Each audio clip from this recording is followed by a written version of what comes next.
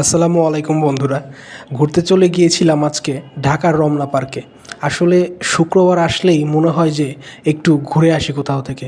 তো রমনা পার্কে ঢোকার পরে ঘুরতে গিয়ে দেখি যে এরকম গেটের কাছে মেয়েরা সুন্দর সুন্দর ফুল বিক্রি করছে। তো এরপরে এই ফুলগুলো দেখে আমি হাঁটছিলাম। দেখেন কি সুন্দর হচ্ছে, মানুষ জোড়ায় জোড়ায় হাঁটছে। আবার এই যে সবচেয়ে ভালো লেগেছে যে পুকুরের মধ্যে এই যে সুন্দর স্পিড বোটগুলো।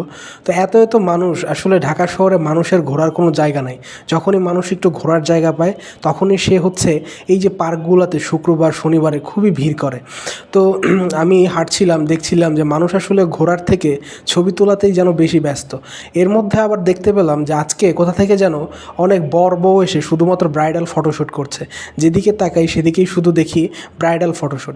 আপনারা যারা রমনা পার্কে কখনো ঘুরতে গিয়েছেন তারা কি কখনো এরকম ব্রাইডাল ফটোশ্যুট কে কে দেখেছেন? তো এরপর আস্তে আস্তে চলে আসলাম, দেখি একটা সুন্দর ফুলের স্বর্গ। এত সুন্দর আসলে ফুল গাছ। আসলে যান্ত্রিক এই ঢাকা শহরে একে তো গাছপালা পাওয়া যায় না, তার মধ্যে যদি এরকম সুন্দর সুন্দর ফুল গাছ দেখি তাহলে কার না চোখ জুড়ায় আর মন জুড়ায়।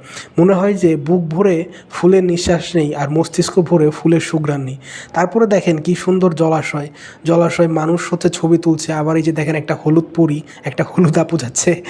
তারপরে দেখি যে ও মা, পানির মধ্যে একটা রাজহাঁস, তার মধ্যে মানুষ।